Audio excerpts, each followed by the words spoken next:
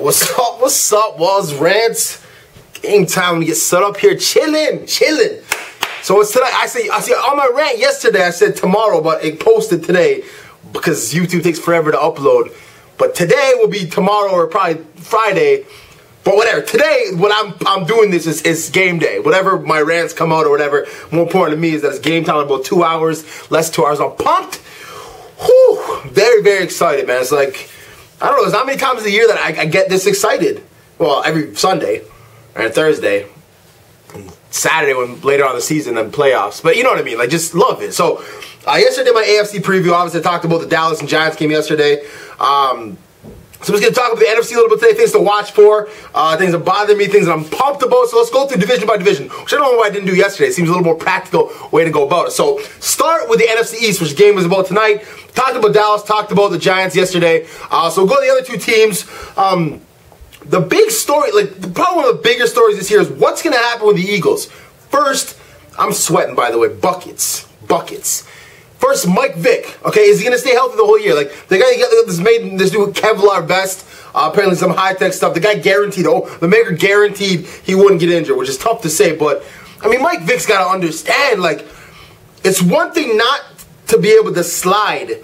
Okay, but it's not even just the sliding. If you guys watch how quick he extends plays, but if you extend a play too much, you make yourself more and more vulnerable. So when you're getting out of the pocket, and even the release of the ball that doesn't even make sense to go, just you're out there and open for these big guys. Throw the ball away. Live to see another play. Mike Vick's he's got to learn some of these things. He's an awesome quarterback.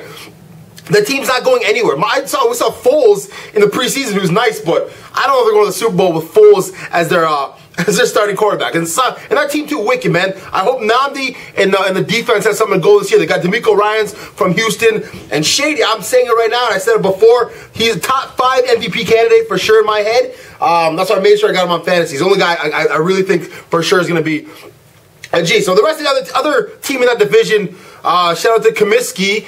The Washington Redskins, and everybody's like, all this hope and everything great. It's going to be exciting to watch for a team that's not going to win a ton of games this year. Well, they're not, because they drafted RG3. They didn't draft the whole team. Remember that. And they're the stupid idiots who wasted a draft pick, their 4th round pick, on another quarterback, like fools. Okay? So they got Garcon. They picked him up. Davis still nice. Santana Moss is getting kind of old, but I don't expect too much from Washington, especially in that division when they go run into Dallas, Philadelphia, and the Giants twice. So the division I'm looking forward to watching the most. Well, actually, I'm looking forward to every division. I'm sorry, I'm trying to play it up like for drama, but it's exciting to see what's going to happen in the South. New Orleans, we know what's going on with their drama. They're saying what are they going to do without Peyton, but they got Drew Brees. Okay, so we just don't want to hear about this anymore. I don't want to hear the word bounty ever again. I'm done. It's annoying. Okay, what's going to be exciting though? Cam. Okay, look, Cam was ridiculous last year, but he made a ton of rookie mistakes though. If you watch the tape, he threw a lot of balls he shouldn't have thrown. If he cleans that up, you see the running game they have? They brought in Tolbert. They got freaking Jonathan Stewart. They got D'Angelo Williams, and they got Cam. That's 4 Gs. That's 4 Gs. Their running game's going to be ridiculous. And Steve Smith's out there just waiting for the ball on the play action when everyone's bunching up the line trying to get those runners. That's going to be wicked to see it. And the rest of the division, look at Atlanta. You kidding me? Julio Jones, I don't care what anybody says. I had to get, what was it, the 19th pick of my fantasy? I had to get Julio Jones. Because there was Victor Cruz last year, and Roddy White, and Wes Welker. I saw Julio on the board as a must. Did you see this? He is a freak.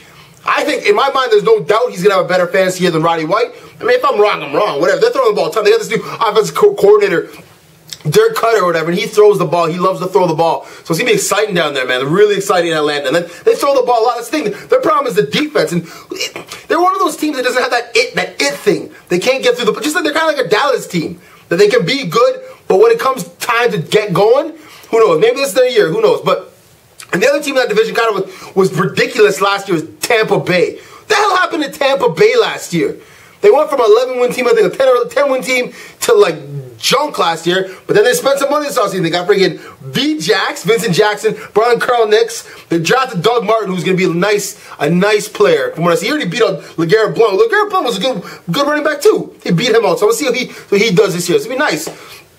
And the last division, so I'm already getting all over the place. I'm just so pumped. I'm so excited right now. I already talked about everything. I talked about the NFC West. Okay, give me a break. It's easy to forget the NFC West, but there's some storylines there. Seattle, who's a lot better team last year, man. They slowly creep up. Pete Carroll's a good coach, I think. Makes some weird decisions, brings in guys who you never know what's going to happen. He brought in T.O. T.O. didn't make it, and T.O.'s not signed right now. You got to get hold of the ball, T.O. Someone would have picked you up if you hold on to the ball. They would have kept you. Okay, Russell Wilson started quarterback, which is exciting for everybody. You watch him at Wisconsin, you can tell he's a good quarterback. The tough thing about guys is size. It's the size you never know. Like, let's look at Cole McCoy. He was good at Texas, but he came here and struggled. Russell Wilson's got a different head on his shoulder, so we'll see what happens there. The Niners re-upped. They got Mario Manningham. They brought Randy Mosson. They signed Michael James, my boy from Oregon. They got Brandon Jacobs. Alex Smith, one more year of maturity. If you have the same kind of years last year, the defense is still incredible. Patrick Willis. Ooh, Patrick Willis. I don't know, man. If I got to put Defensive Player of the Year right now on the board, I'd say Patrick Willis. He's just a G. And who am I forgetting? Oh, I know who I'm forgetting, because I want to forget them. The St. Louis friggin' Rams. Steven Jackson, just poor guy, just stuck there, just like, you know, what am I doing? I don't know, you know, just run. All right, Steven Jackson, run, because Bradford still got ankle issues. I don't want to watch St. Louis. You know what I mean? They got Greg Williams. They're supposed to have the defensive coordinator. He got used the whole, I'm not gonna say the word, the B word, and they're just one of those teams. You're just like, I hope my team's not playing them or whatever. You don't want to watch them. So we'll see. So. Oh, I missed the whole division, didn't I? I missed Green Bay's division. Man, I'm all over the map. You see what I'm saying? I do these rants all over the map. Anyway, so Green Bay, Chicago.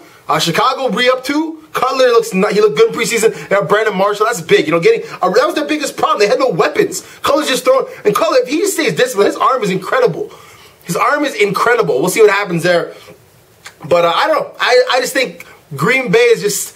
Like you think I'm missing teams right now. I don't want to talk about Minnesota.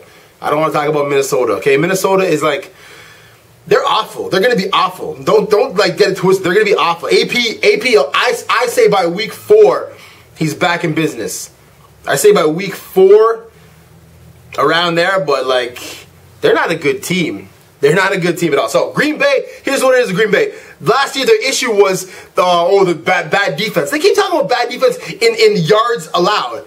I'm watching these extra. Listen, there is stats that say they did have bad defense.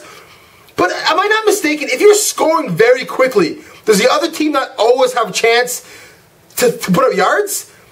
And if the other team's always from behind, are they always going to be throwing and not trying to play possession? So I don't understand how teams like the Patriots and the Packers, who score a ton of points, are getting people criticizing them for letting up a lot of yards. How can you not? You score fast, you give them the ball, they're playing from behind, they're throwing the ball instead of running the ball. Doesn't make any sense. So anyway, that's okay. Yesterday I gave my pick, New England Patriots. Like I said, I seem like such a loser. You know what I mean? Like, I'm no limb. Like, I'm not going to go on a limb at all, but I can't bet against Green Bay, and I can't bet against the Patriots. So we're going with those are my 2 picks. But you know, like I said yesterday, it doesn't matter. I don't need to be right or wrong on this, whatever, I was wrong. I don't care. It's awesome. Football's so wicked. It's going to be a great season. So many storylines. Pay attention, everybody. And if you're not a football fan, which you probably won't watch my rant, but like, I was out today with a bunch of people, and I was asking people, I was like, yeah, you guys, because I was pumped. I was walking around like it was like the best day ever. And they're like, people are like, nah, no, I'm not a football fan. I'm like, what are you doing then? Like, what's happening on a Sunday? And I'm not saying this to diss people, although I think it's pretty soft that you're not watching football, but it's awesome. Like, it's like an event. It's not like other sports where it's like takes over the week. It's an event. Get into it. Pat someone on the shoulder tomorrow at work or wherever you are and ask them, yo, did you watch the game? If they said no, tell them why they should have watched it. Tell them there's a boatload of games on Sunday. And tell them it's game time. All right, that's Walz Rants. I'm pumped. I'm so happy right now. I hope you are too. Enjoy the game, guys, tonight, which I guess you won't see this till later. So hope you enjoyed the game last night or 2 nights ago. And kill it Sunday. Get your bets on. I'm going to start doing some weekly shows. I'll put my picks of the spread. Not this week. I'll let you guys do it. But, yeah, we'll see tonight. Like I said, +4 Giants. Or +4 Dallas. I honestly, to be honest with you, this is how I honestly feel. My mind says the Giants for sure, but for some reason, I have something thinking about Dallas. Something's going to happen with Dallas. But again, I'm soft. I'm being soft. I'm going on both ends. If I gotta make a bet for the, I might take the money on. I might take the money on Dallas just because of the underdog, right? Play it fun for the first game of the season. Hey, Walz, Rantz, I'm talking too damn much. I'm excited. Peace.